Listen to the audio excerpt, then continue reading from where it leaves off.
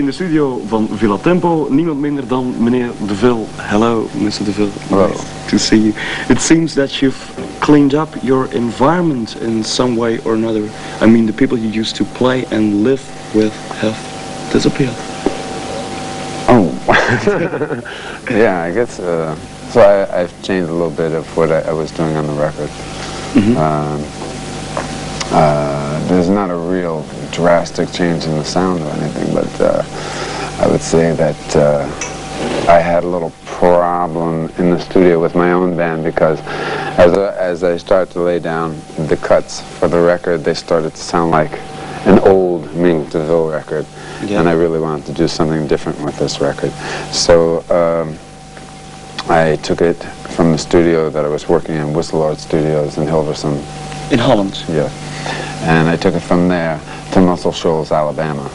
And I used the Muscle Shoals rhythm section, which is the rhythm section I played with Aretha Franklin, Stable Singers, Sam and Dave, just to name a few, you know. Oh, well, but I think your sound has definitely changed. Not the songs, the style remains the typical DeVille style, but now there is, for instance, synthesizers used and so on. That's because they finally have perfected the synthesizer, so it sounds natural. It doesn't sound so much like a moog. Yeah, I think Italian Shield is going to be a big, real dance hit, a discotheque hit. Do you feel like having made a compromise by that?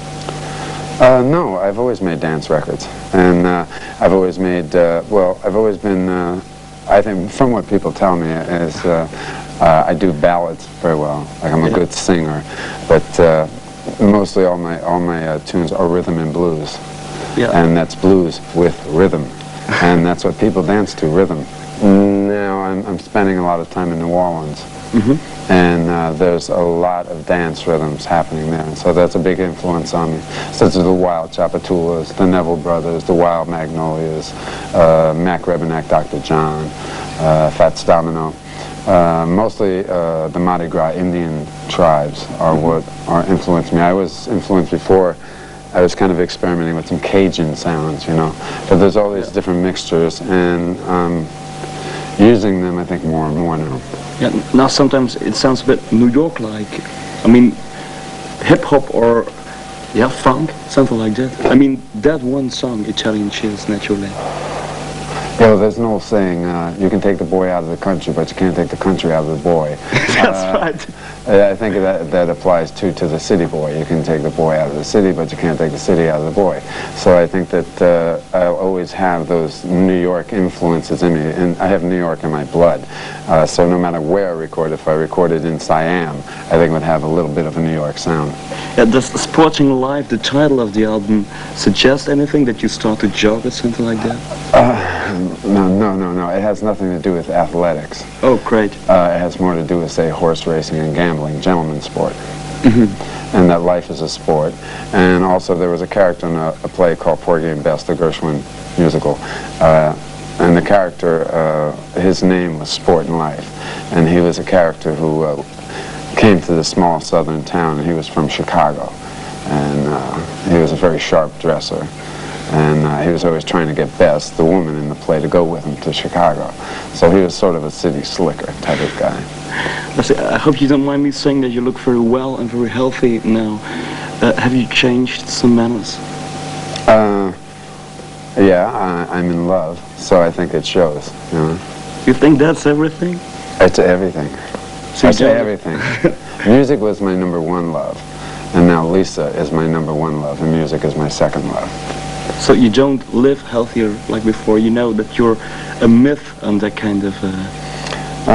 Yeah, well, I'll never say no to anything, but I have sort of cut back on my excesses, you could say. Yeah, I mean, it's, you know, it's very hard in the rock and roll business, and I think it's with most rock and roll people that they tend to fall into a lifestyle where you're in a hotel room and you're on stage, and you become sort of like a vampire. You come to life only when you're on stage, and you become that character on stage.